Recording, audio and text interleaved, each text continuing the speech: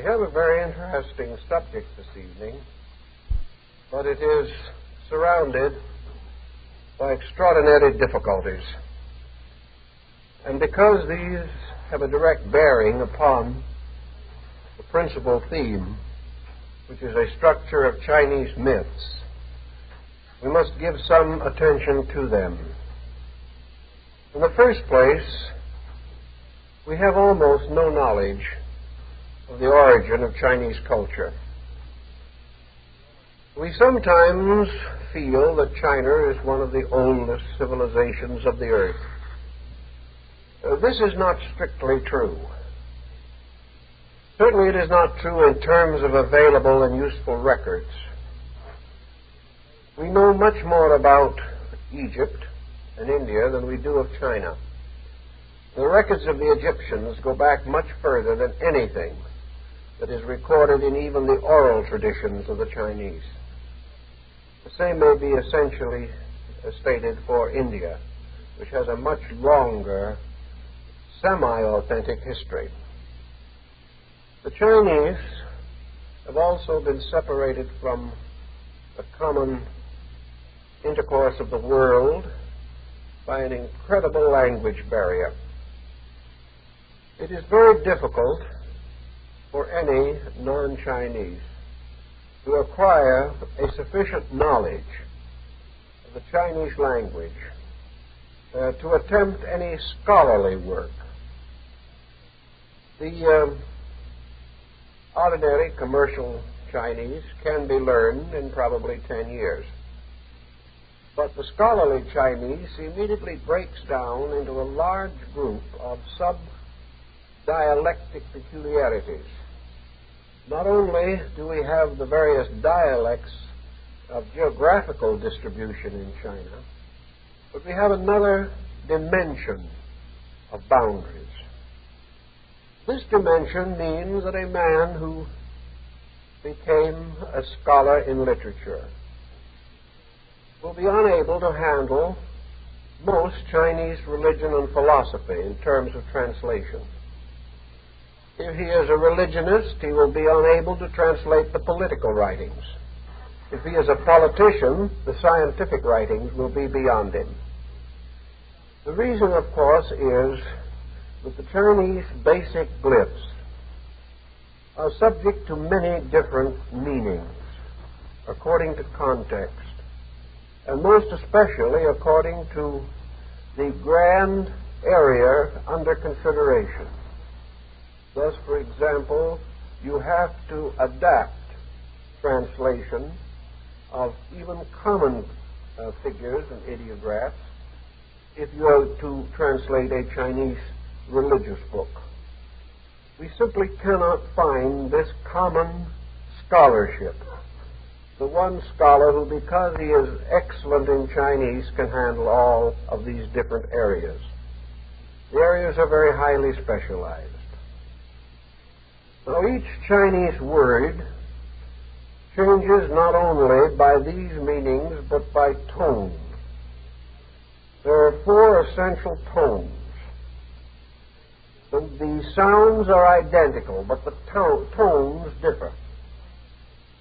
And by the tone, the meaning of the word is completely changed. This is almost impossible to learn except by oral instruction. There is no way of determining these tones by which the entire meaning is altered. In addition to this, there is rhythm. And in the Chinese written language, rhythm is to a sentence what tone is to a single glyph. In other words, there are certain ways in which the words are grouped together tonally and rhythmically. And these peculiarities change the meanings of the words, not slightly, but totally. This means that in the course of centuries and ages, the Chinese themselves have been guilty of a great deal of confusion. Most Chinese were not scholars. Therefore, they were inaccurate in their use of their own language. And as a result, words were mysteriously changed meanings were altered. And we have really no idea at the present time as to some of the most important basic words and terms of the language. We do not know how they were originally spoken. We are not entirely sure of how they were written, but we have a fair knowledge of this. But we have even less knowledge of what they meant. Thus, a language which was rich and scholarly became a burden upon its own people. The number of separate word forms or syllabic forms is incredible. Between 12 and 15,000 different characters that have to be memorized. The only person who ever graduated from the examination of the classics with a perfect score was Confucius. There is even in China a little deity that rules over the examinations in the universities. It is the duty of this little deity to befuddle the judges so that occasionally someone passes. This is perhaps no more than the summary of an old Chinese experience. We do not have very much religious, philosophical tradition bearing upon the Chinese prior to about 2500 BC. And at this stage, we have very little better than the most abstract myth. Against the unknown background rises the deified form of the Yellow Emperor. In a way, he was the universal genius of China. He was the father not only of his people, but of all their skills, arts, and achievements. He was said to have been a most benevolent man, but it is not inferred, even in these early discussions, that he actually founded the Chinese culture. It seems that something passed to him, which he took hold of and revised, edited, modernized, brought up to the date of his own time. Where this older tradition comes from, no one seems to be very sure. But it is evident from the knowledge attributed to the Yellow Emperor that he must have had available a great deal of earlier information with which to work. This is especially true in his treatise on medicine, which shows that he had a considerable background in a Kabbalism or mysticism or astromancy or theomancy of still earlier time. Actually, the Yellow Emperor is merely a symbol, a name, against the mysterious background of an unknown time and culture. And it was very long before this culture began to emerge into the light of orderly thinking. The golden age of early Chinese culture was certainly the period which produced within China her two greatest sage scholars, Confucius and Lao Tzu. These men flourished between the 5th and 6th centuries BC, and of them China will never cease to honor their names or speak well and kindly words. When I was in Japan last spring, the last Confucian temple in Tokyo, presumably at least, had become partly an art shop, and the proprietress of the shop tried desperately to sell me a picture of Confucius. It was a scroll that was unspeakably bad, artistically. But to this Confucian lady, it was the symbol of all the good and all the wisdom and all the truth and all the virtue that existed in the whole world. And she read me the little poem that was inscribed on the scroll. And it is so typical, I think perhaps you would enjoy it. Wonderful, wonderful Confucius. Before Confucius, there was never a Confucius. At the time of the Confucius, there was not another Confucius. And since Confucius, there has never been a Confucius. Wonderful, wonderful Confucius. Now, the poem was probably worth what she wanted for the scroll, but at the same time, the painting was so bad that it was not very inspiring. But this was the prevailing theory of the times. Confucius to China while not the founder of their culture, not the origin of it, was in some way the great personification. Confucius touched the core of Chinese life as no other thinker in the entire history of Chinese civilization has ever succeeded in doing. Around Confucius was built the concept of the sage.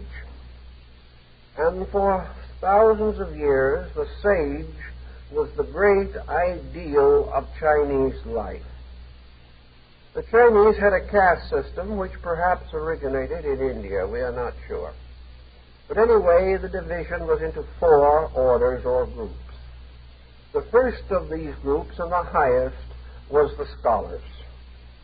The second, below them, was the agriculturists. Then came the artisans, and lowest in the scale, merchants. As in other Asiatic nations, merchants did not rate very high. But these 4 levels bestowed upon the highest level the great applause, and this was the level of scholars. Now, a great deal has been said, pro and con, on scholarship in China, and here is a very interesting psychological problem. Those who are fairly well acquainted with the subject are of the opinion that Chinese scholars, within the areas of their specializations, were among the most accurate, careful, factual, and faithful recorders of any people in the world. The Chinese scholar would rather die than exaggerate. And yet, when you read very carefully that which he so soberly sets forth, you wonder whether or not he has spent his life in fairyland. It does not seem to fit into the very conservative mind. But the Chinese scholar, in many areas, was as broad and informed a thinker as his world and world conditions would permit. The emphasis was nearly always literary, there being only 2 important projects with which a scholar could be concerned: history and literature. There was a kind of a half grade somewhere along the line set aside to the astronomers who had to calculate the calendar and regulate the crops. But outside of these areas, there was very little scholarship such as we know it. But it is a mistake to think that this was due to the fact that the Chinese were bad thinkers. There was nothing else for them to think about. The types of scholarship that we recognize simply did not exist in Chinese life. Sciences as we know them had no place. Foreign languages were not considered at all. There was no access to them. China was a strangely remote and isolated country. It lived behind its own barriers for ages. Within these barriers, it built up a very extensive literature, a magnificent poetry, and a very brave and cosmopolitan artistry.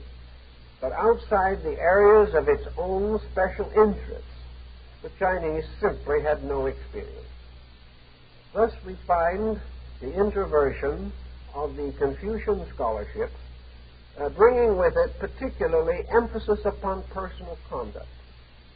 There is no other country that has so emphasized self-discipline, the regulation of personal affairs according to a high code of honor. The whole Confucian code was one of austerity, honor, self-sacrifice, dedication, loyalty, and courage. By means of his very remarkable mind, Confucius was able to dramatize all of these virtues. He also philosophized them, built them into a concept of the state, and on the basis of the concept of the superior man who possessed these attributes, Confucius developed his idea of a world democracy. In this he was far ahead of his time, for many of his concepts are as true and valuable today as when he spoke them 25 centuries ago. Confucius, therefore, was the man of formalities. He was something like the reactionary mind of our modern world. He held strongly to tradition. He was responsible for the recognition that the future must be governed by the past, that all things arise from past experience, and that nations become strong to the degree that they value their traditions, defend and support in their own conduct the high concepts of their ancestors. It was inevitable, therefore, that the older Chinese concepts of ancestor worship should have been strongly intensified by the Confucian Code. The Confucian Code made each person responsible to his ancestors for all of his conduct. Any dishonor, any disloyalty, any neglect, any misuse of power or authority disgraced not only the living person but his ancestors to the beginning of time and his descendants on to the unmeasurable future. Therefore, the Chinese scholar lived sort of wedged in between his ancestors and his descendants. And in this position, he had responsibilities to both. And these responsibilities, while they might be a little depressing in their severity, certainly maintained for the Chinese intellectual a comparatively high standard of conduct, causing him to value his honor and his intelligence, his integrity, above most of the selfish things that we value today. In old Chinese philosophy, wealth was not a valuable asset.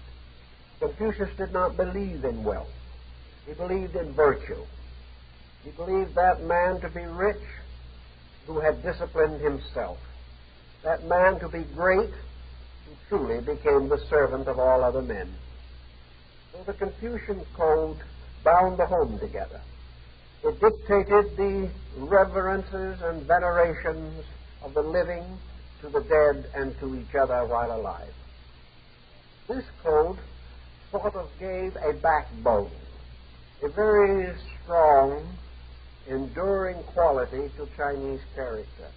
And I suspect this is one of the reasons why China has many times been invaded and conquered by foreign powers, but in the end it absorbed them all, and nothing remained but Chinese. Chinese culture took over. The second great cultivating and civilizing force of China was the rise within their own nation of the mystic and transcendentalist Lao Tzu. Lao Tzu was the exact reverse of the formalities of scholarship. He was a rebellion against the academic approach to life. He was a creature of freedom of soul. He believed in a strange, deep wildness, in the passion to be wise, to be strong, to be good. There was still a tremendous adventure. And so to Lao Tzu, the formalities were secondary. A man's real purpose was to reach out with an experience of heart, soul, and mind and come into a benevolent degree of understanding between himself and everything else that existed. Lao Tzu, therefore, took a very much older term, Tao, and applied it to this concept of a universal, all-permeating life. A life everywhere and in everything that could be experienced. A life that cut through all stations and all levels of social advancement or prestige, and brought the common man and the great man into common unity with truth itself. In the beginning, as might be imagined, the philosophy of Lao Tzu was entirely too abstract for the average person. Taoism was in a dilemma from the beginning. Obviously, it would be rejected by the Confucian intellectuals. The second thing, it would be unintelligible to the masses. There was really nothing left. The great levels which dominated Chinese culture were all addicted to other pursuits. And Taoism remained an almost a mirage-like structure for a good many centuries. It had a few followers, most of them rebels like Lao Tzu himself, individuals who departed from the world for one reason or another, retired into distant places to cultivate the monastic mysticisms that are born in some men, but which very seldom appear in number sufficient to balance other forces in society. So Taoism remained comparatively unfruitful in Chinese life until it was able to borrow help and encouragement from another system. This other system was Buddhism. And because Buddhism and Taoism had so much in common in the terms of their transcendentalisms, in their recognition of invisible, mystical, idealistic factors, they formed a kind of fraternity. Buddhism probably realized that Lao Tzu had derived much of his inspiration from the ancient manuscripts and books that had reached him from India. As librarian of the great library of the Chu, Lao Tzu had access to much of the wisdom literature of Asia. In any event, the Buddhists, reaching China, found that something similar to themselves had already arisen there. And this thing that had arisen was Taoism. Of course, it had a strangely florid complexion. The Taoism of China was far more fanciful than the teachings of Gautama Buddha. But there were these subjective similarities that could not be overlooked. Buddhism, of course, came from India and found its peculiar place in Chinese life. It is easy to understand why the Chinese would need it, why it meant something to them so important that they took hold upon it. The reason was not the same, for instance, that made Buddhism acceptable to the Japanese. The Japanese were at the beginning of a culture desperately striving to build a civilization.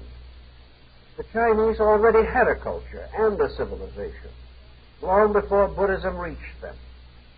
So in China, it was intended primarily to enrich the inner consciousness of the individual and to give a long-range perspective of human origin and destiny, something at that time lacking among the Chinese people.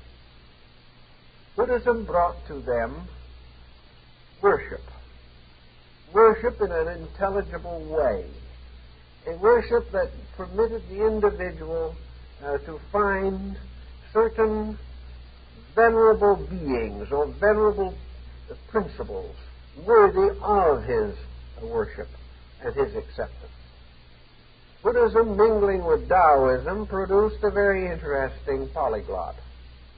The Buddhists began to take on some Taoistic attributes, and Taoism was practically reformed.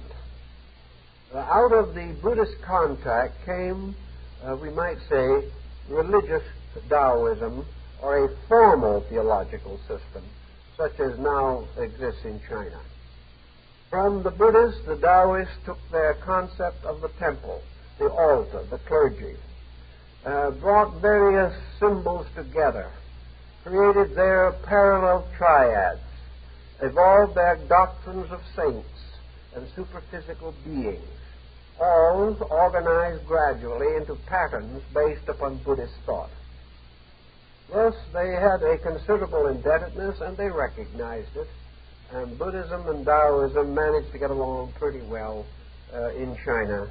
There was very little real antagonism, perhaps a little, you might say, jealousy on the part of the Taoists because they were not quite as successful as the Buddhists. But both Taoism and Buddhism had to unite against the common enemy of Confucianism. They would not have had any trouble with Confucius, but Confucianism had changed considerably by the time the partnership between Taoism and Buddhism was completed in the early years of the Christian era. The Confucian code was very reactionary, and, of course, rather morally materialistic. Confucius was an ideal moralist in a sense, but he refused to consider much of anything except behavior. He was perhaps the great Chinese behaviorist. He was not much given to hope of what lay beyond the grave. He had no real concept of universal laws behind human behavior. He was tied to a strange combination of intellectualism and early deity worship that had come down from very much older times in Chinese history. The Confucians, therefore, represented a kind of intellectual aristocracy, and they intended, if possible, to hold this position at all cost. They surrounded the emperor and dominated the Chinese government for centuries. And under this domination, every effort was made to kill out what might be termed the mystical content in religious living and thinking. Everything was reduced to its formality. Now, the same thing happened in Korea, which came very strongly under these pressures, being so nearly related to China. The great creative period in Korean art and religion, philosophy, was the Buddhist period. But at the beginning of the Yi Dynasty, the ambitious rulers realized that the advancement of temporal power, the conquest of new territory, the taking on of colonies, the expanding of temporal authority, these could not be really achieved while Buddhism dominated Korea. What happened was that when the Emperor of Korea wished to raise an army, all the young men became Buddhist monks and wouldn't fight. To meet this, the Korean government outlawed Buddhism. Now, the same thing happened to a measure in China. When peace and happiness and security seemed to reign, the Taoists and the Buddhists had a small chance at things. But whenever it seemed that severity of some kind or another, wars, internal disturbances, threatened the security of the central government, then the Buddhists were persecuted, simply because they would not play party politics. This went on for a great many centuries, on and off, down through time. And the Confucian Taoist Buddhist fight was finally carried to Japan, where at various periods the Buddhists triumphed and at other times the Confucianists took over. It was a struggle between two opposing concepts. The Confucianists gave to Japan the code of Bushido, or the code of the samurai, the high-minded one, who lived the most severe and austere life, bound by dedications of absolute loyalty, and required by the simple code of the samurai to die without hesitation or a moment of regret in the service of his Lord. There must be no question about this absolute fidelity. This was obviously a Confucian factor. Well, these codes went back and forth in China, and by degrees, among the various patterns that crisscrossed and made new combinations and got mixed up with some very bad language forms, there came a series of designs which we now recognize as the essential tapestry of Chinese mythology and lore. I think we can say that the Chinese had one of the most unique concepts of the universe that we have in mythology. They simply divided the world in which we live into two parts, one visible and the other invisible. And the invisible was an exact duplicate of the Chinese Empire. It was the same in all essential respects. The invisible China, for which it really was, had its own emperor. It had its mandarins and its high court officials. It had its statesmen and scholars and agriculturists and merchants. It had everything of visible China. It also had something that you do not find in most other mythologies, the power of advancing and degrading the gods themselves. In other words, if one of the high deities of China antagonized a higher deity of China, the higher deity could demote him, exile him. And if this deity had offended greatly and required the most unbelievable torment, the higher god could force him to be reborn in this world, which was regarded as about the worst thing that could happen to anyone.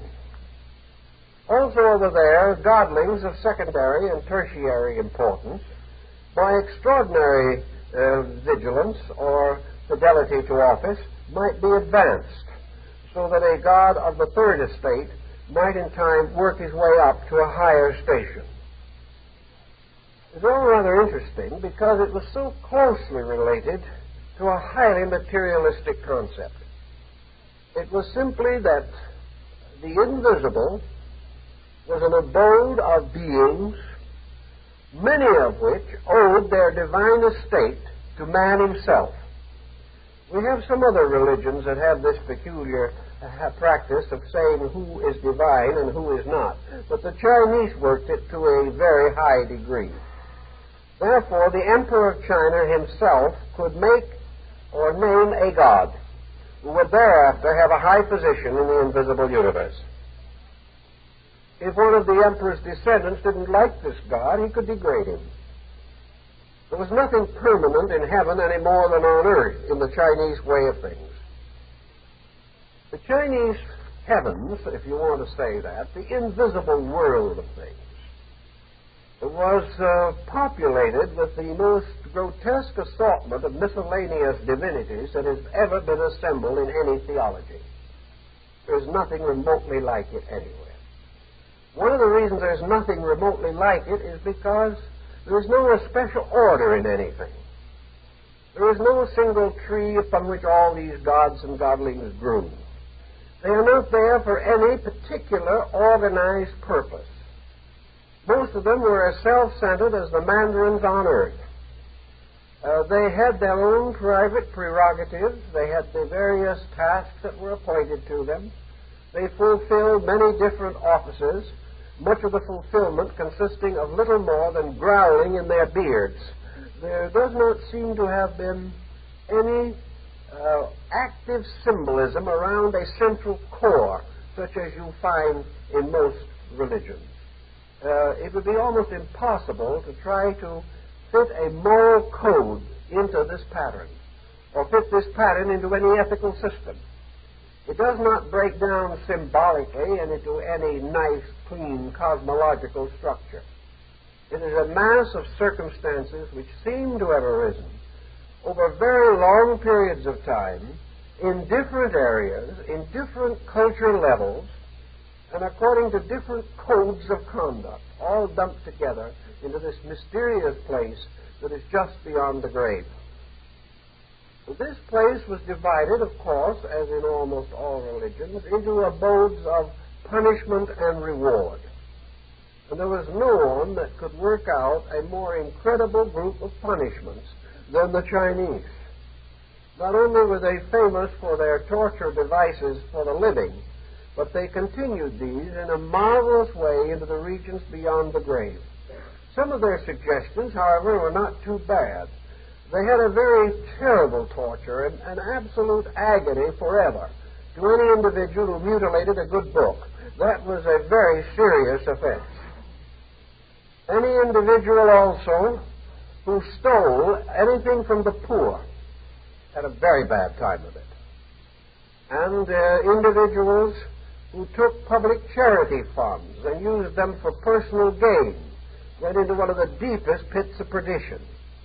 They also had a very horrible penalty, something like being drawn and quartered forever, for any individual who knowingly circulated a book, a story, an article, or anything which would tend to lower morality. We might need that old saw around here sometime. But each of these various tasks was set aside to some godling or goblin. There was a particular deity who had charge of every one of these innumerable tasks. And when the deities themselves assigned someone to the care or to the punishment of one of these other godlings, the whole matter, even in the invisible world, was one of high ceremonialism. And even the gods did not speak to each other unless formally introduced. The formalities of the Confucian Code went right on into the other world. Now, how did the gods of the other world get there? Where did they come from? Apparently, here again, no one was quite certain. That many of these deities belonged to some primitive theology that possibly came from further to the west, perhaps even as far as Persia or Arcadia. This is quite probable, but I think we may say that most of the gods of the Chinese pantheon were deified human beings. Each one of them was backed by a legend of his own earthly existence. He represented a reward for some kind of a peculiar achievement, great courage, great dedication, great self-sacrifice. All of these, if they reached a degree of noteworthiness, could well start someone on the way to canonization. I think we might say that the gods of the Chinese invisible universe could be parallel to the statues of famous persons in the Hall of Fame. We have a Hall of Fame for them here. They did not have anything like that in China, so they simply turned the invisible universe over to them. And they carried on various tasks. They enjoyed themselves. They fulfilled the merits which they had earned by living, performing various duties. They were not completely idle. They had to sort of administer the destinies of these human beings who were constantly moving from the visible world of man into this invisible region, which was so highly fantastic that it appears that the Chinese finally gave it up themselves. The Chinese did not seem to be too much concerned with any of this by the time Buddhism took hold. The whole situation was too confusing and too comparatively irrelevant. The one exception to all this, of course, was the ancestor. Among the deities were deified emperors, obviously, the great deified councilors of state, the few victorious generals the Chinese were ever able to canonize because they were not particularly successful in military operations, scholars, poets, literary men, artists, musicians, and a whole variety of faithful mortals of lesser estate who were associated with some great deed of virtue or goodness, like the famous series of the 24 examples of filial piety, in which children really attained immortality because of their virtuous care of their parents under the most difficult situations. So into this invisible realm also passed the ancestors. And in China, an individual became a little bit divine simply by the process of dying. It wasn't quite true, however, because there could be living gods. Ancestors could be divine while they were alive, but they at least rose one step after they passed out of this life. But the veneration for ancestor drifted very close toward true worship. And in the patriarchal system of these people, the living ancestors were of the highest importance. And when they disappeared and their tablets were placed in the ancestral shrine, they were almost gods. They could be besought to help in all kinds of emergencies. There is a little bit of parallel between this concept and modern spiritualism, with the exception that in China this spiritualism was largely a family affair, where they did not really expect the descendants of other families to be concerned with them. It was only their own who would continually watch over them and would guard them and would make an unbroken line of virtue between them and the first cause of things. Little by little, however, this immense pantheon began to lose most of its vitality. Polytheism here went to such an extent that it lost central strength. It lost a basic core, even in the matter of the principal deities, and there was a monotheism underneath all of this. It is hard to differentiate just who the one God actually was. He was known to be there, but it was very hard to discover him, to identify him. Finally, the Chinese, God-ridden in the most abundant manner, began, as we have said, to break away from this very confusing situation. And from this tendency to break away, aided and abetted by the Confucians, the Taoists themselves, and the Buddhists, we find the gradual emergence of a more or less unified Chinese mythology.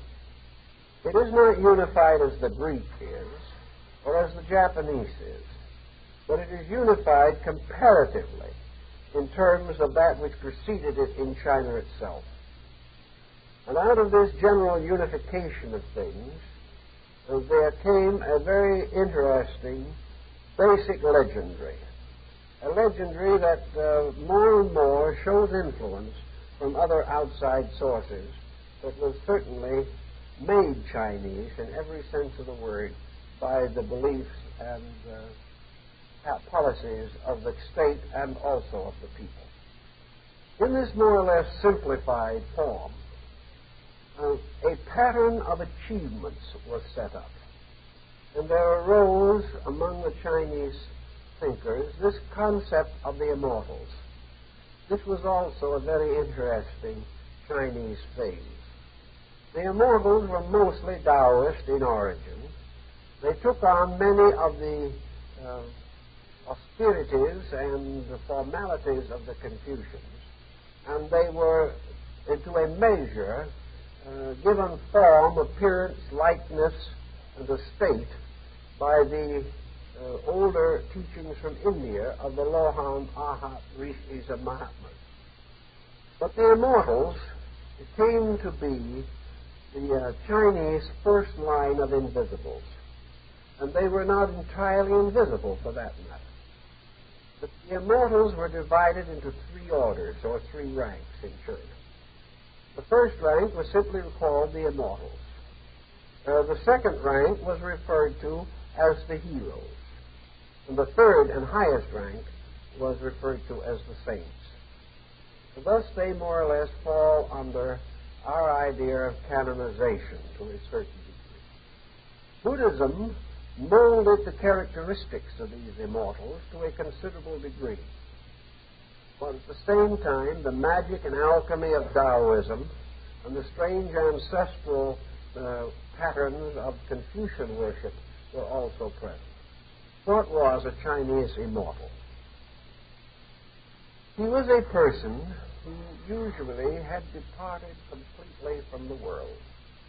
He was a hermit or a forest dweller. He was one who had dedicated himself to the attainment of insight, to the unfoldment of his own mystical and divine nature. He was a person of great determination and of high integrity, Confucianism. He was a person who believed that there were secrets by means of which the regeneration of his own body could be accomplished, that by the use of alchemies he could form universal medicines, and that by the study of the stars he could bind to himself the genii of planets. Taoism.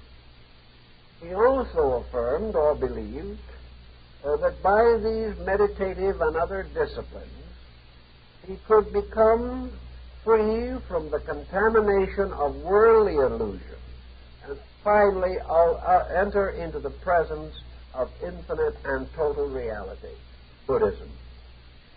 So our immortal had all of these characteristics. Another peculiar thing about immortals, and in fact most of the deities of China, is that their artistic representation is a little difficult for us. So many of these deities, although of benign nature, are presented in the most grim and foreboding appearance. They are not a cheerful lot by any means, nor are they outstandingly handsome, although perhaps they look better to the Chinese than they do to us. But for the most part, they are rather grotesque theater creatures, more like the actors in some ancient Chinese play than deities presumably having spiritual powers in another life. The immortals gain certain knowledge by austerity. The code was rather simple. In order to gain something of the invisible world, you had to give up something here. The more you gained over there, the more you had to renounce here. But this renunciation was not a deprivation. For what you gained in insight was worth infinitely more than you renounced to get it. Thus, the Chinese immortal, having renounced anything like nation, country, family, home, village, the little piece of land on which he dwelt, was rewarded for giving up this little square of earth by being made a citizen of the whole world. Instead of being bound to his community, no matter how high he might be elevated as a local magistrate, he became capable of traveling with the speed of thought into all the parts of the world. As a result of giving up a certain kind of wealth that he might accumulate a few dollars here, he gained the mysterious wealth of being able to produce at will anything he wanted out of his own consciousness. Step by step, he departed from the world by attaining to privileges and powers and values that are entirely apart from this world. The end of the immortal, as far as in Chinese thought, is that he would attain what the term implied, immortality. He would never die. He could take on bodies whenever he pleased. He could take on any form that he wanted. But he could never die. Therefore, whenever he disappeared, people said he was dead, but he appeared somewhere else. And like the strange, mysterious masters of alchemy, he traveled about the world in disguise. He took any form he wanted to. He had magical powers and mystical abilities. He was like a genie. He was a truly wonderful being who appeared to be mortal, but could fly around the air on the backs of cranes or ride across the sea on the back of a fish. He had a horse. One of the immortals had a horse that he kept in a gourd on his belt. And every time he wanted to, he opened the gourd, and the horse came out, became full size, and he rode off on the horse. When he was tired of the horse and wanted to stable it, all he just did was hold out the gourd, and the horse went back into it again. He created anything he wanted. He had anything he wanted. But in order to achieve this, he must want nothing material. He must give up every desire for material things. Here we have, as I think you can gather, a series of different culture factors. This rejection of materiality, this attainment of limitlessness by transcending the concept of limitation is almost certainly Buddhist in its beginnings, or else arises from the earlier Hindu schools from which Buddhism itself came. The mysterious miracles, the horse and the gourd and other things, are pure metaphysics of late Taoism.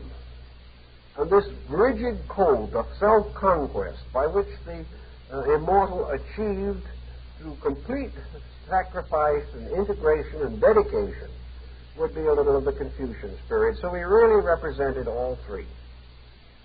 Now, above the level of the immortal was the next, higher, and that was the hero. Now, the hero was much in the same spirit as the Greek hero. Now, just as Achilles and Ulysses and Aeneas and others of the great heroic order of the Greeks, they were immortalized by the gods for some extraordinary achievement.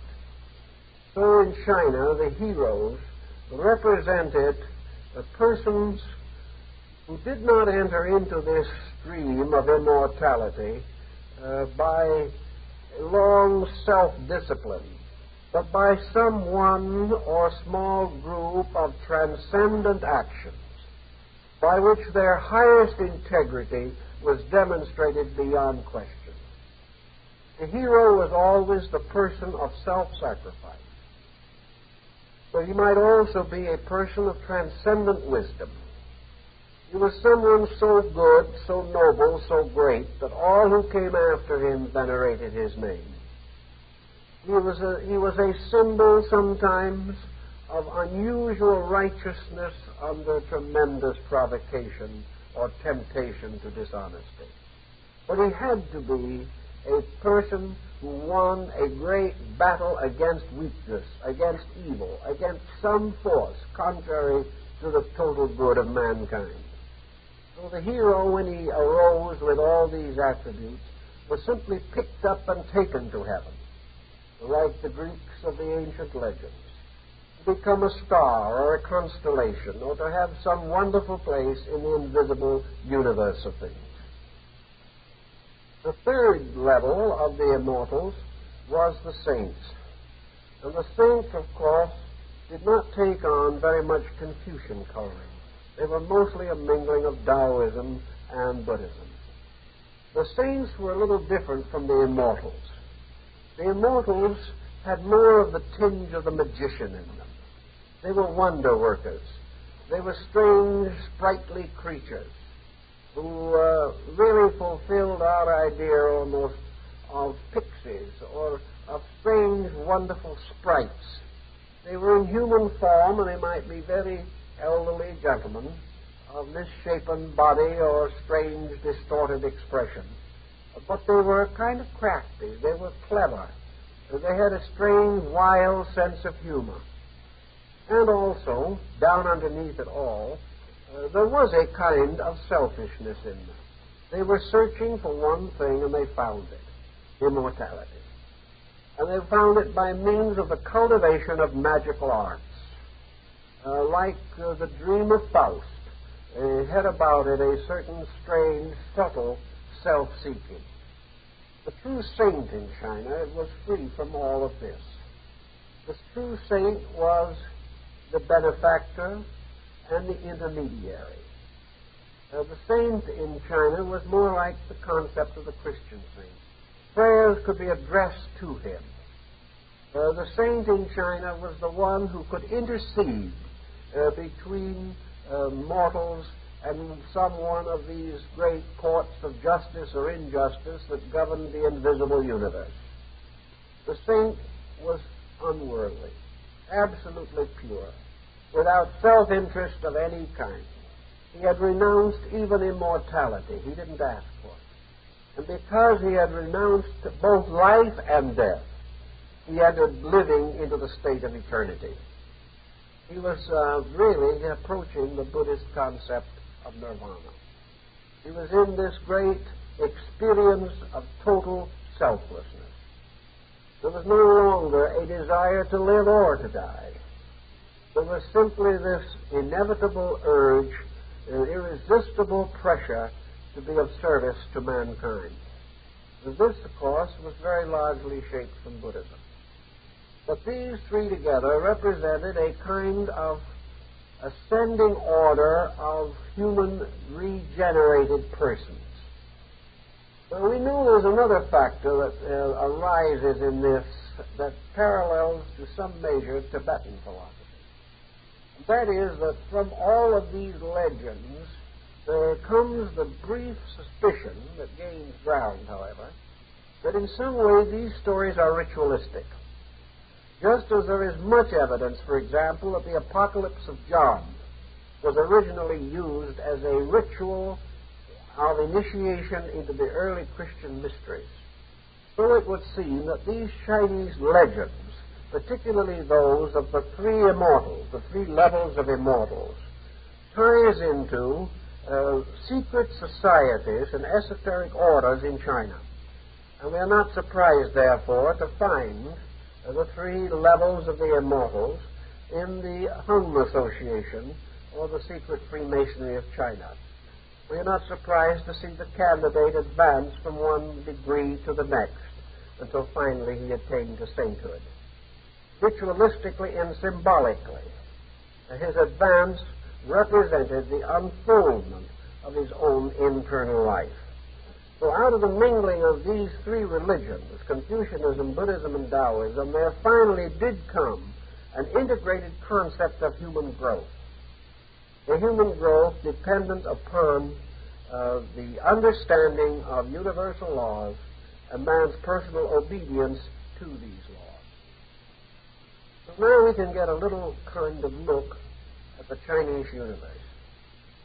The Chinese universe was brought into existence as a result of the mingling of two principles, the yang and the yin. These principles were in the form of air. And from the union of these two airs whirling together, there came into existence the mysterious symbol of the yin-yang, the circle that is divided into two comma-like parts. The mingling of these two forces produced the first being. And this first being is perhaps very closely related to Ymir in the Scandinavian rites, the frost giant from whose body the world was fashioned. From the body of the first Chinese being, the world itself was formed. This being is usually represented in ancient art as a rustic, or a person of the soil, an agriculturist, or something of that nature, dressed in leaves, and sometimes carrying in his hands the symbol of the sun and moon, or of the trigrams, or of the great combinations of the characters associated to Fuyi. This being is distinguished from other characters in Chinese mythology by the fact that he is very human in appearance, but has two short, knobby horns on his forehead. Now, this was the being from whose body later all things of the earth were fashioned. And it was out of the disintegration and decomposition of this being that all creatures came forth to begin the population and the covering of the earth's surface with life. There then appeared two beings, a male and female principle, one representing the male part of the I Ching and the other the female. And they are represented as two beings with bodies of serpents and human heads. And one of them carries the architect's square and the other the architect's compass. And because of the fact that these two primordial artificers carried the compass and square, gave also further encouragement to a possible Masonic interpretation of the symbolism. In any event, these two beings, brother and sister, both with their bodies ending in serpents, brought forth the organized architectural concept of the world, placed it upon its foundations, and set it up very much according to the Hindu theory. The world was divided into continents. It was formed into great circles, in the midst of which rose a mountain. And this mountain, which came from the very center of a sort of flat dish-like earth, was the same mural of Kailasa, the great mountains of the religions of India, Tibet, and Chinese Buddhism. This mountain was the axis mountain of the world. And upon the slopes and crests of this mountain was the abode of the gods, particularly the superior beings. Now, the Chinese do not have quite the concept, as we've suggested, of superior beings that we understand in our way of thinking. For the abstract and eternal being, they were perhaps a little inclined to the concept of Tao, the nameless, the thing that could not be described, the spirit that could not be measured, could not be symbolized, could not be revealed by any definition possible to man. But this particular abstract deity was represented by a hierarchy of mandarins, counselors, chancellors, and high officials, all of whom had something to do with the general management of creation. So if we see this now, we see the whole thing lying in China itself. China was called the Middle Kingdom. Therefore, the mountain of the gods rose from the center of China. Around it were the provinces, all of the departments and divisions of the Chinese state. And in the universe, these departments, which were merely the amplification of the provinces of China, were assigned to certain deities, so that each province had its guiding spirit, and each community had its ancestral godling or some hero associated with it. Around and on the sides of this great mountain that seemed to rise were the abodes of the immortals. And also the Chinese recognized 5 sacred mountains. These 5 sacred mountains being sacred to the 5 elements, and also to the division that the Chinese made of the world, which was the 4 corners in the center. These mountains were all ruled over by deities, and there was a very important god assigned to the great peaks of each of these mountain ranges. And in the highlands of these mountains, up above the clouds, where you could no longer see the world below, were the homes of spirits. The Chinese apparently had a tendency to assign to their demigods some kind of remote earthly habitation. This is a little like the Greeks, who chose Mount Olympus for the great judgment hall of their deities. The Chinese did the same thing. Their divinities did not really simply float in the air. They were not totally invisible in the sense that they had no corporeal consideration.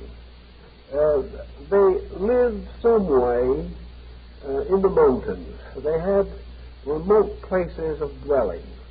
You have the same thing in India, where the rishis and the great immortal mortals, even Shiva himself, may have a habitation among the mighty peaks of Himalaya.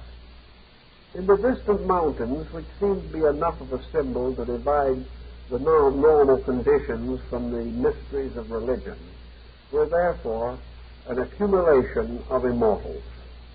Not just a group of 8 with which we are more or less generally familiar, but countless sages, countless wonderful beings, all living in strange places. At one time, one of the great centers was believed to be the Diamond Mountains of Korea.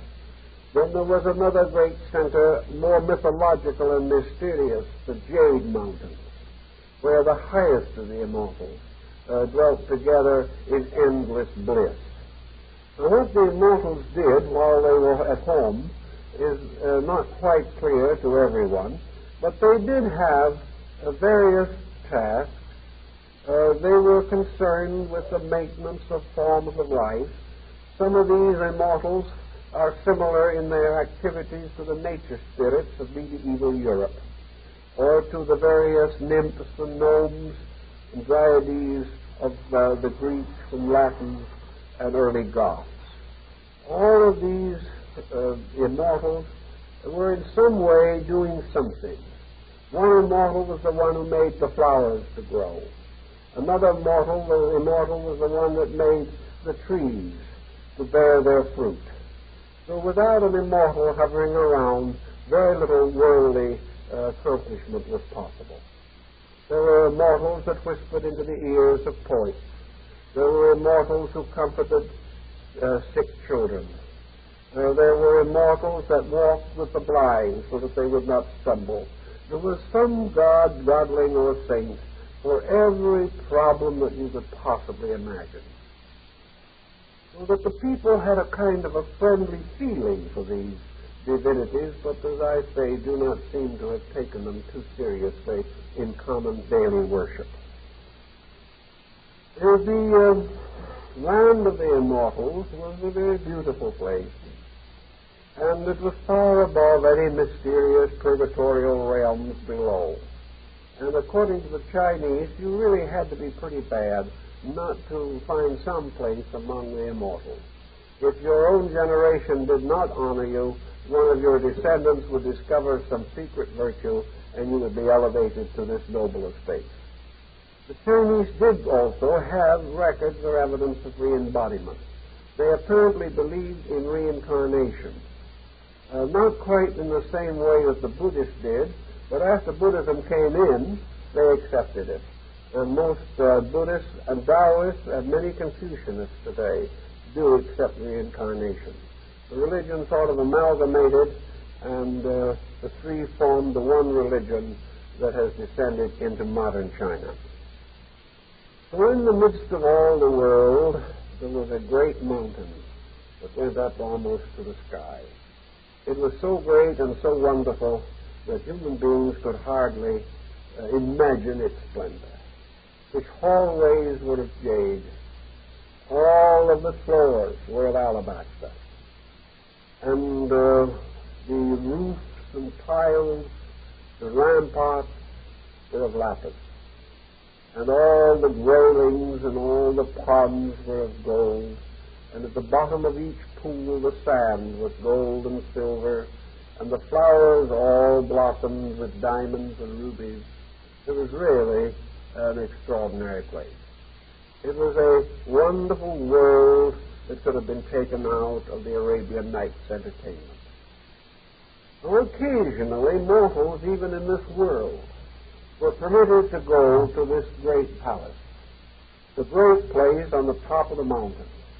And if you want to know how big this palace really was, you must realize that it was 330 miles in circumference, with its ramparts of the most precious metals, and the trees that grew there, that grew leaves of gold and silver themselves, and the little buds that burst open were pearls. Yet all these things were due to the wonderful magic and sorcery of these wonderful magicians, these wonderful spirit god wonder workers that form this part of the Chinese mythology.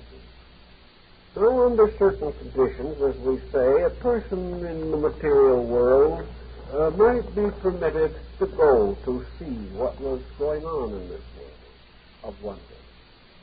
And if they were living or born in one of the provinces of China, this great good was to be accorded to them, they might, as they walked along the roads of the pathways to their little homes, suddenly see in the way a tiger standing. Now, this would be a rather frightening experience, but the tiger always spoke very civilly. And the tiger reminded them that he was not really a tiger at all, but that he was the spirit who carried people from the earth to paradise. But as long as they rode on his back, they were perfectly safe. And he invited this selected individual, who, by the way, had been passed and approved by the Lord High Secretary on the top of the mountain. As this person was then allowed to ride on the tiger, and of course in 3 bounds the tiger crossed the surface of the world. He was really a very skillful traveler.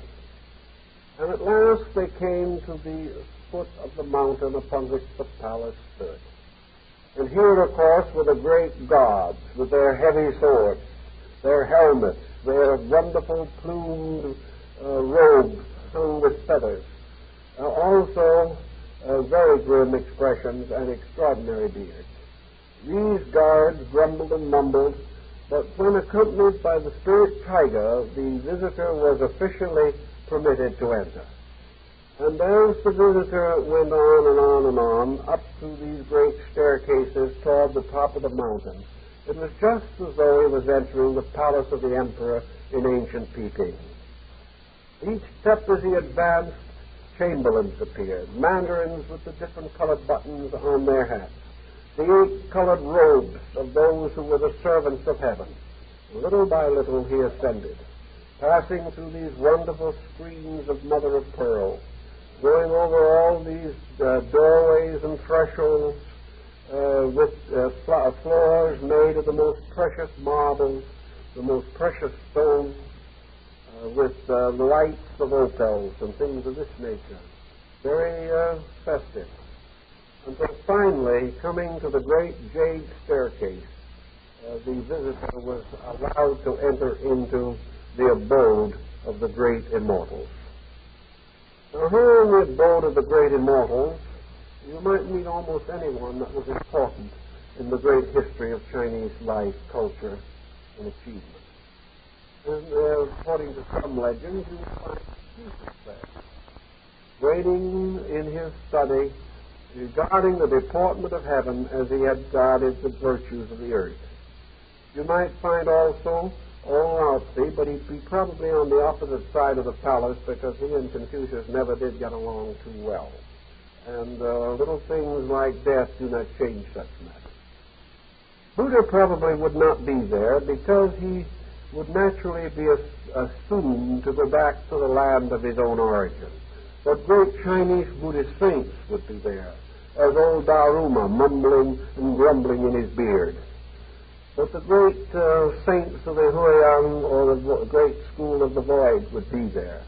The Chinese scholars, all of the people who were doing good and doing services to mankind.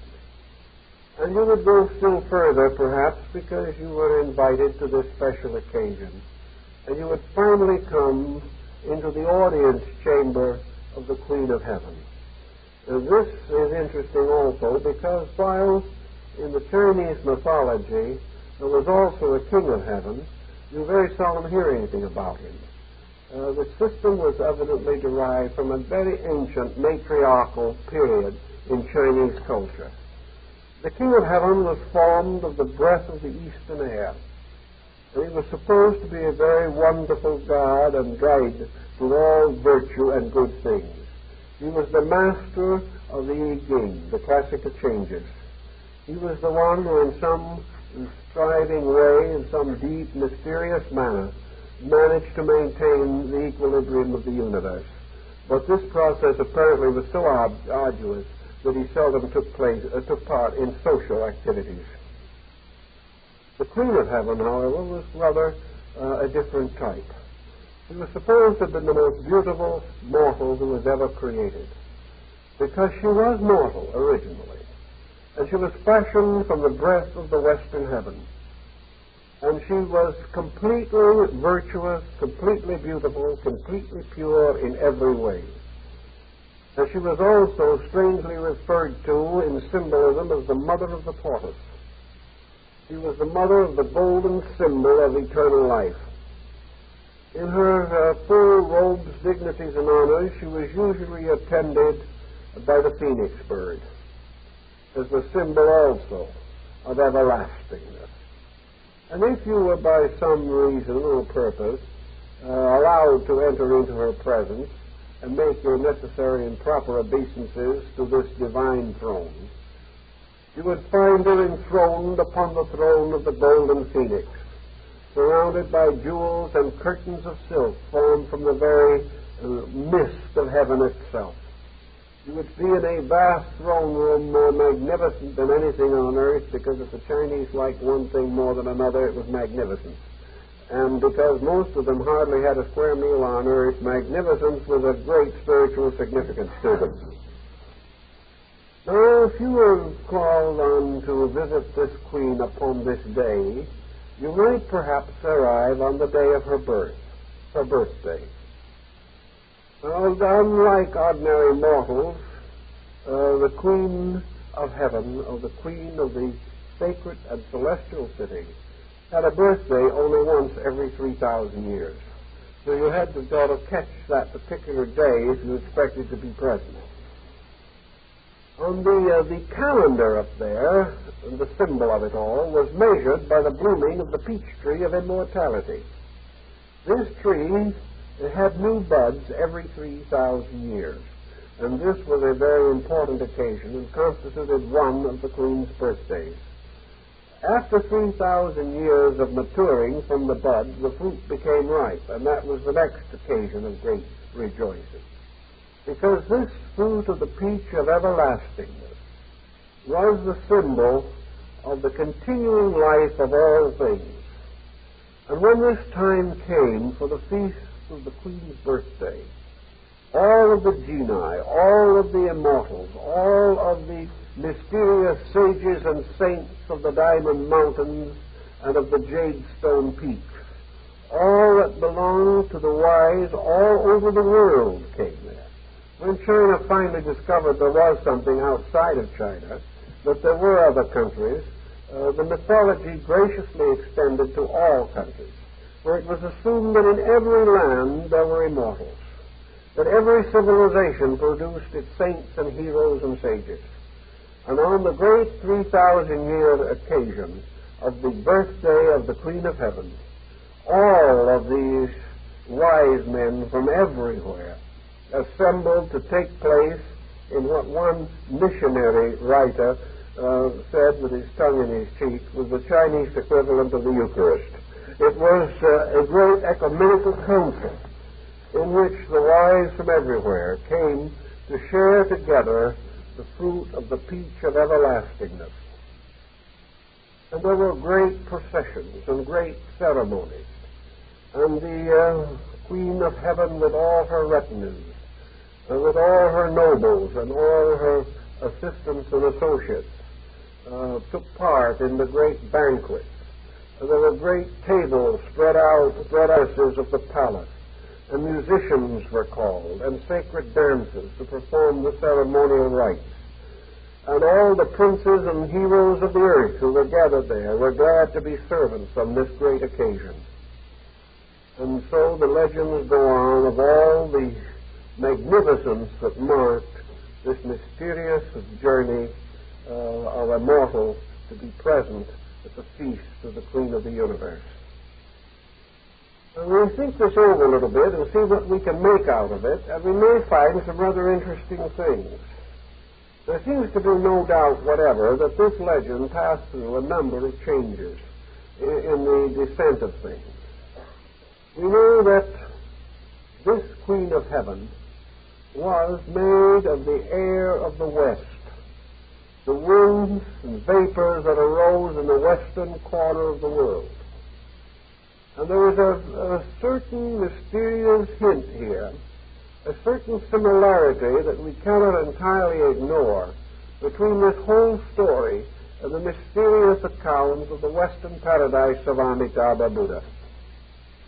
And it looks as though this was the Chinese version of it. Furthermore, the Queen of Heaven actually comes very close to the Buddhist Kuan Yin. By the time this Bodhisattva was male in India and Tibet, and is also sometimes represented as male in Japan, in China became almost completely female.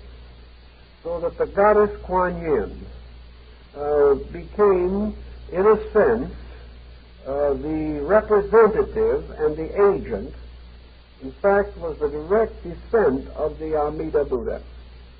For the Amida Buddha was the father of Kuan Yin. So the elusive, mysterious, and invisible king of this region might well be the Amida Buddha. And the visible, glorious Queen of Heaven, bestowing immortality as she bestowed mercy, could also very likely tie into the concept of Kuan Yin, or the goddess of mercy. And in the Western paradise you have almost the same story, the jewel trees, and the diamond sands, the magnificent buildings, the great temples and shrines, all of the feasting, all of the pools of lotus flowers, everything that you also find in the Chinese account. So what we are probably thinking of is the Western paradise of Amitabha. And in this Western paradise also there grew a tree of mysterious benefits to the nations, the tree that was for the healing of the nations, as we find in the book of Revelation, and this tree that bore all manner of fruit, seems to have some relation to this peach tree of eternal life. So what appears to be the meaning behind it all is that there is a universe, we might say, of the quality of Kunming or Kuan Yin, the universe of eternal compassion, and that the individual who is regarded as worthy to be present in this strange ecumenical congress held on the top of the mountain, the person worthy to be present journeys into the realms of infinite compassion, infinite beauty, infinite wonder, departing from all worldliness and all contamination and all material things. For all these treasures are, of course, invisible. They are spiritual treasures, which are stored up in heaven alone. So the attitude has been to make the treasures of heaven more glorious than anything that could be upon earth. And those who have merited or earned these various good things are supposed to be permitted to feast together in the sacrament of the renewal of their spiritual insight. I think we also have to try to find a little more of the story of the Buddhist principles here. Actually, in the Lotus of the Good Law Sutra, the Buddha himself creates a spectacle out of his own mind that is very close in its absolute grandeur to the concept of the paradise or the marvelous palace of the Queen of the West. This Buddhistic fable causes all the universe to gather around this great mountain upon which the Master is seated on his lotus throne. And the coming of the universe is a spectacle beyond comparison or thought, inasmuch as the beings of 10,000 times 10 million worlds are there. From space, from every direction of the cosmos, from the most remote star, from that which lies beyond all visibility, from times past and for times to come, all beings gather at this great occasion to receive the particular benediction or blessing of the true doctrine. From the Chinese point of view, I think that we have to accept that the peach of immortality, like Jason's golden fleece hanging upon a tree, and many other similar symbols, that the peach of immortality is the Chinese symbol of absolute truth, of universal wisdom, of that which bestows beyond all doubt and beyond all question the continuance forever of consciousness. The peach, therefore, is more than an alchemical symbolism. It is the symbol, actually, of utter reality itself. It is the symbol of perfection, of the perfect unfoldment of consciousness.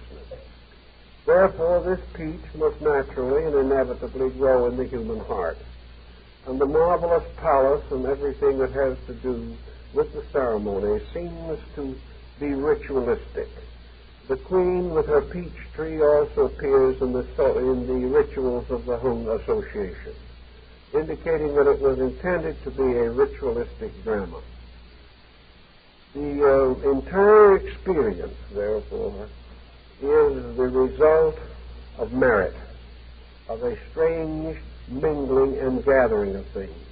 The Chinese had a little different concept of what constituted merit. They were not quite as severe or as simple in their thinking as the Buddhists of Japan or Korea. To them, merit involved all of the great achievements.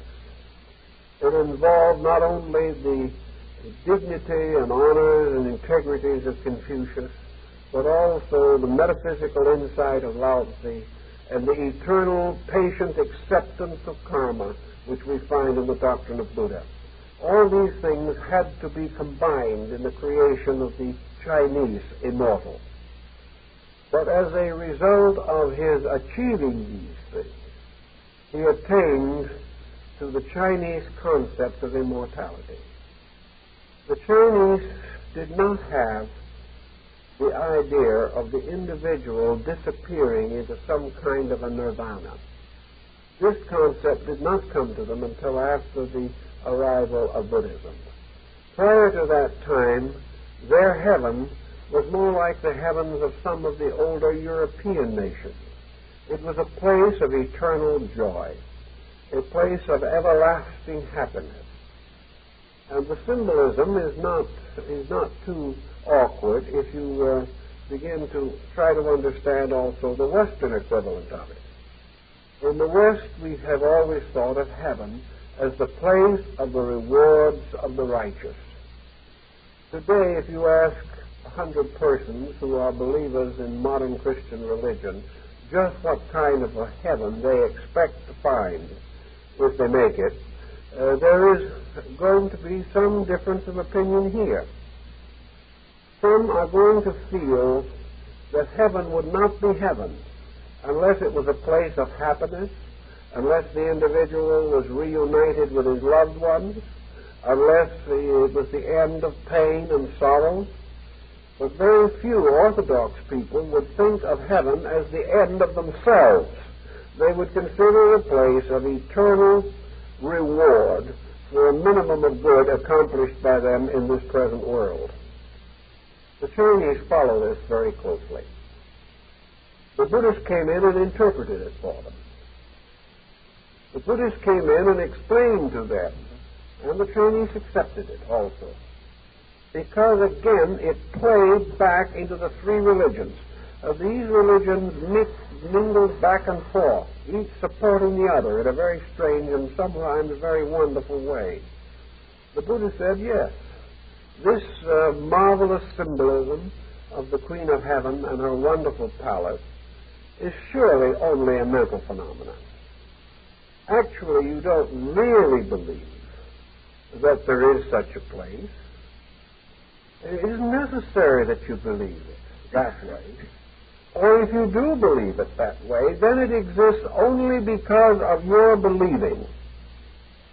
And it is quite conceivable that if all your life you have believed in this kind of a glorious heaven world with jade and opals and wonderful birds singing and flowers and all these ritualistic things, if you believe this and die with this in your consciousness, you will certainly experience it, just as the pressures of the day may result in symbolic dreams. All of the problems of your life while you're here result in a kind of symbolic dreaming after you leave here. And by this symbolic dreaming, you may very well seem to live in this glorious palace with the Queen of the West. But this cannot be a truly real thing. It represents a strange symbolism bearing upon the good results of works. It is merit. It is the fact that you are entitled to a blessed experience, whereas another person who has lived badly is entitled only to an experience of punishment of some kind. But the blessedness and the punishment both are within the individual. They are the symbols of his own doings and of his own rewards, his merits and his demerits.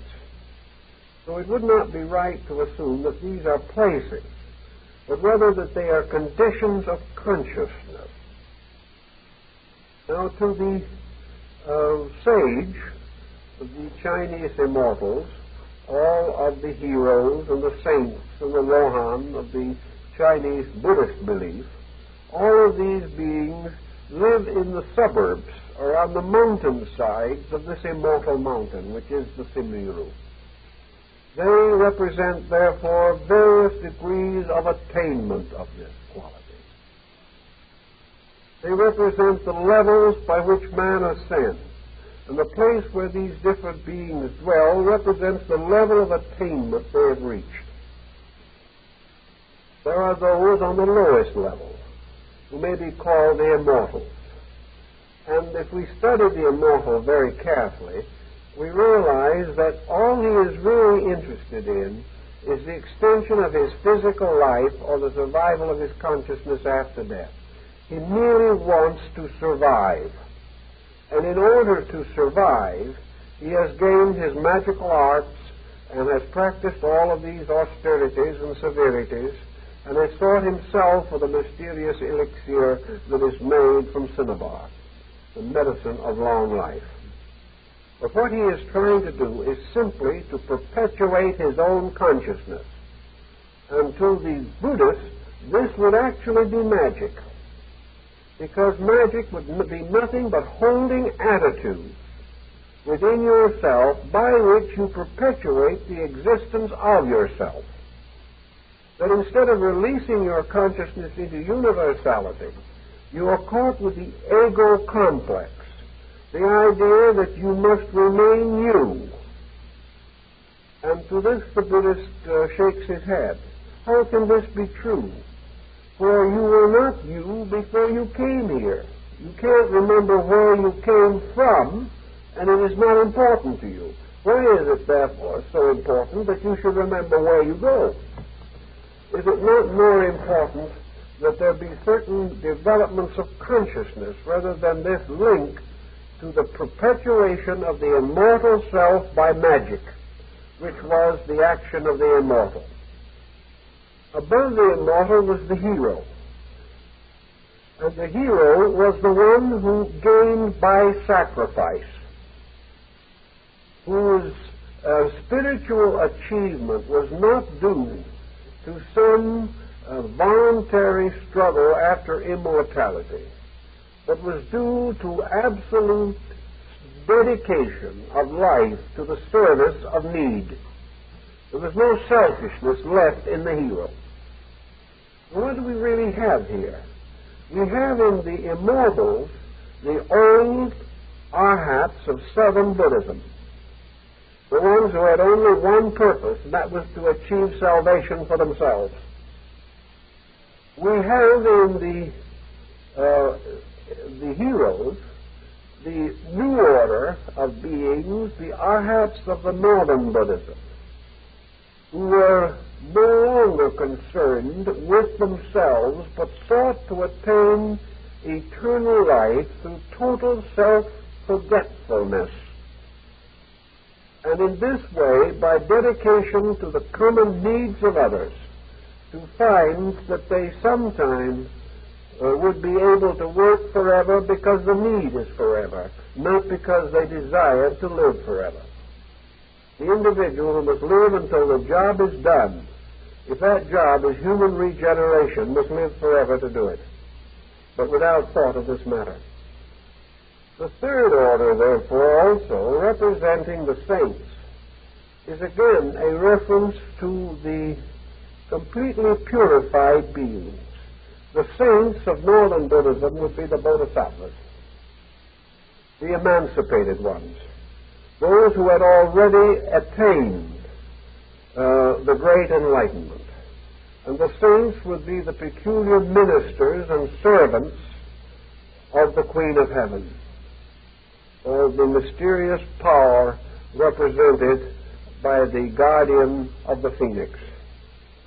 So here we would have an ascending order of human achievement, of man seeking good, of the individual growing through levels of consciousness to reach finally the Western paradise of Amitabha. This Western paradise being the place of endless peace and joy, the place of complete and utter reward. This abode was copied from the mysterious palace of Indra in Indian mythology. Indra being a kind of god of the world and of the air. This deity represented the ruler of the temporal state of things. and therefore his palace was the best and noblest part of creation. It could not go beyond creation itself into the uncreate. It was the terrestrial paradiso of Dante. It was the paradise of the Christian as distinguished from heaven. And the paradise being the place of the reward of virtue. In Buddhism, paradise is a state of consciousness, just exactly as the temple and the palace of the queen were states of consciousness. Paradise is the state of complete inner serenity. It is the state internally of complete and perfect faith in the reality of things. It is life without doubt, life without fear, without danger of contamination, life in which the individual is so completely established in the laws of things that the fulfillment of virtue is no difficulty.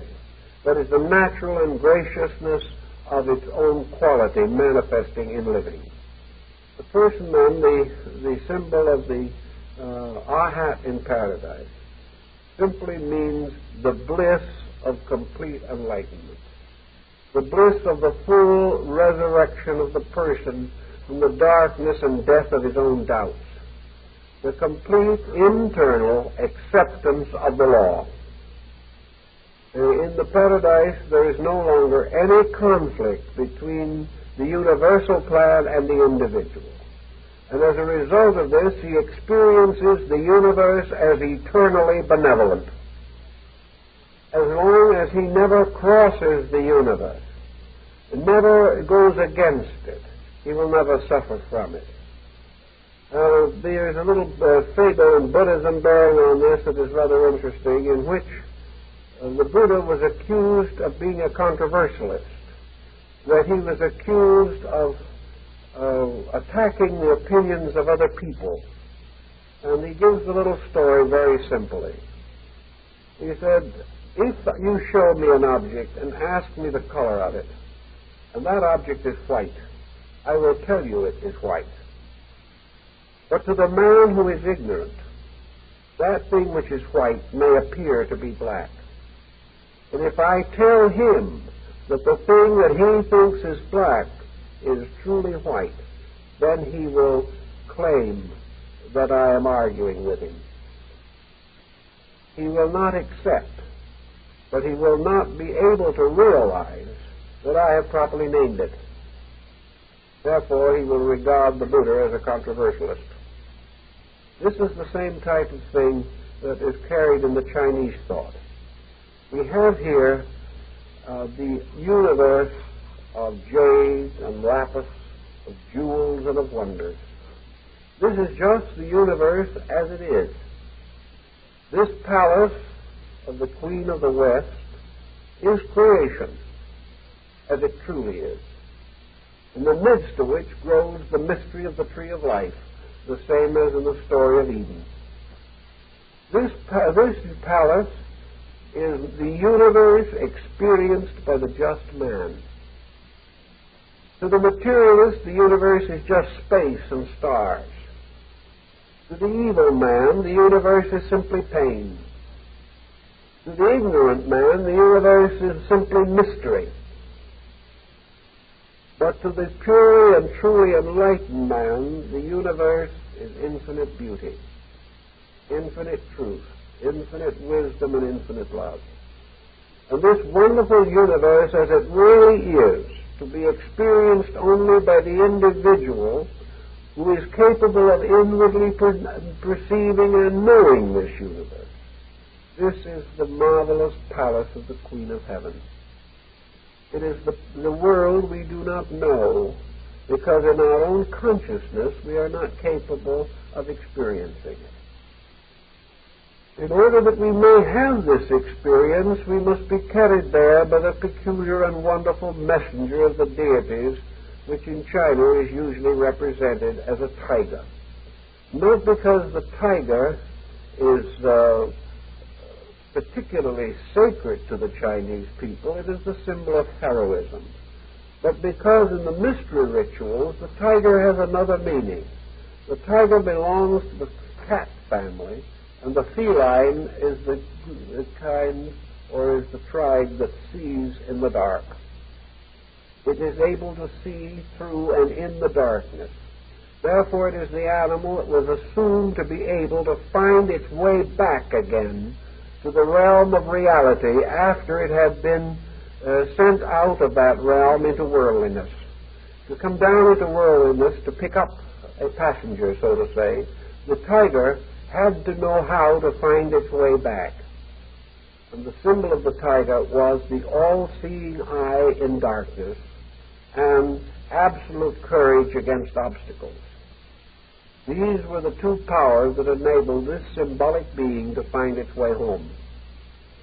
And in returning home, to carry with it the destined person.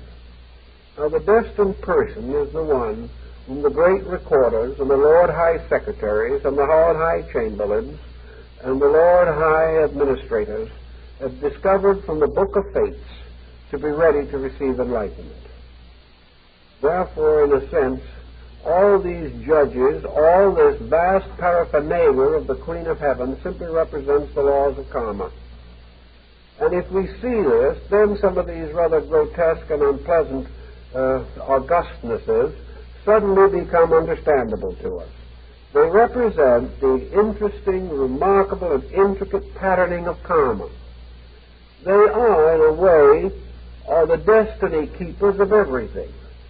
The God who lives under the hearthstone, the God who lives in the kitchen, the God who hides behind the door, the God of the street, of the plagues, the God of insects and beasts and of birds, the gods of the living and of the dead, are all the ones who administer the fates of things.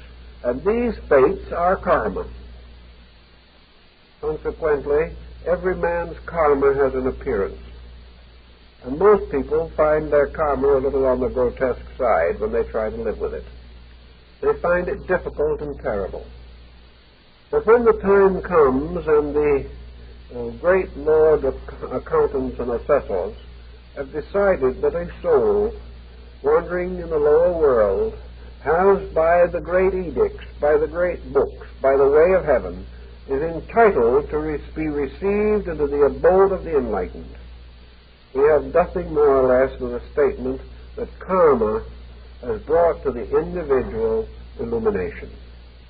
It has brought this person to the point where the lords of justice, the great judges, the administrators, may say fully and honestly, this soul deserves this. So the laws become these administrators, and they send their messenger to bring the soul to the feast of the Queen of the West. This is exactly the same legend we have in the troubadours and in the alchemists. The Queen of Heaven is the blessed demoiselle that we find in the poems of Dante Gabriel Rossetti. The entire symbolism is the same, because it represents in every instance the queen of the laws of existence, the great powers which administer the karmic responsibilities of life. So having received the invitation to enter into this magic garden of consciousness, karma having moved the individual to a state of enlightenment within himself, he experiences the unfolding of his own inner universe, and by the parallel suddenly perceives the magnificent unfolding of the larger universe around him. He discovers that his own eyes being opened, that he can see this mountain that rises in the middle of the earth, that he can see the great palace upon its summit, not because these things have a physical reality or a literal reality, but because they become symbols of the great qualities that sustain existence. The discovery of the great palace of the sovereigns of the world simply means that man has discovered the universe to be the house of a living God. The universe itself is the great palace. Its roof, its walls of jewels and gems, and its magnificent canopy of stars and shining lights. But to the person who is not so enlightened, this universe is a dull and tragic place. So it is according to the initiation ritual that the candidate, advancing by 3 degrees, is finally brought into the presence of the Queen of Heaven, who in this case is the goddess Isis, the mysterious mother of mysteries, the wonderful symbol of truth as forever bearing the saviors of the world, of eternal light, ever fruitful of good, and the eternal benevolent fruitfulness of existence on the basis that the universe is the temple that is forever bearing fruit, forever causing to come forth life. And the mystery of wisdom, the sanctuary, the temple, the inner soul of man, guards very cautiously and wisely the peach of everlastingness. We can take the symbolism, and by it we can do something that has not generally been possible in Chinese mythology. If you break down into these patterns, you can then become aware, at least in part, of a system the Chinese probably do not know very much about themselves, a system that has never been translated into English, a system that has only been ridiculed by missionaries, simply because you must really know it in order to find it. You must recognize the inevitability of it before you can discover it. It has to be this way, however, factually. If it had not been this way, Buddhism would have changed this pattern at an early date. It had to be that the blending or the partnership between Taoism and Buddhism meant that the mysterious alchemical mystery world of Taoism, with all its palaces and its marvelous jeweled temples, had to be paralleled with and made identical with the Western paradise of Amitabha. It was then possible for these two to be interchangeable values, for the Taoist to be a Buddhist and the Buddhist to be a Taoist without conflict, because they were both then talking of the same thing, the mysterious palace of eternal light, which is experienced by man in his own soul and then discovered by him throughout the universe. By this parallel and this partnership, we can justify a reunion between the old Indian philosophy that Lao Tzu contacted and the return of Indian thought to China through Buddhism nearly 500 years later. Here we make a pattern, and in the presence of this pattern, Confucianism stands at one side like one of the High Lord counselors, and Confucianism has its little part also, because when the books are balanced, when the judges have produced their records, when all has been weighed, when in solemn conference the counselors have come to verdict, this verdict is based upon the absolute integrity of the evolving being to whom these decisions apply. Therefore, Confucianism cannot depart from the idea that it is the person who lives according to the laws of the superior being, dedicated, honorable, unquestioned in integrity, preserving all the rights and statutes. This person is the type of person to whom these other experiences can happen. So Buddhism accepted the moral code of Confucius and made it a requisite for the attainment of the Western paradise. Altogether it fitted into one pattern. But this pattern cannot be explained unless the gods of China are the great principles of universal existence, and that the orders of secondary gods, the guardians, the tutelaries, the family gods, and all these represent the administrations of universal law, especially karma. That the so-called worship of ancestors, which was also carried into Japan under Buddhism, signifies man's recognition that the ancestral pattern in himself is the basis of a high standard of integrity if he will live it, and that the ancestral souls moving in and out of life fulfill the law of rebirth. Altogether, we can make a good picture out of it. And while it is hard now, we know that the Buddhist scholars in the 1st century A.D. were much closer to the pattern. They knew the Chinese language, which they mastered, and were able to translate their own scriptures into Chinese. Among the Chinese, a number of great teachers, both Taoistic and Buddhistic, arose to bind these patterns together.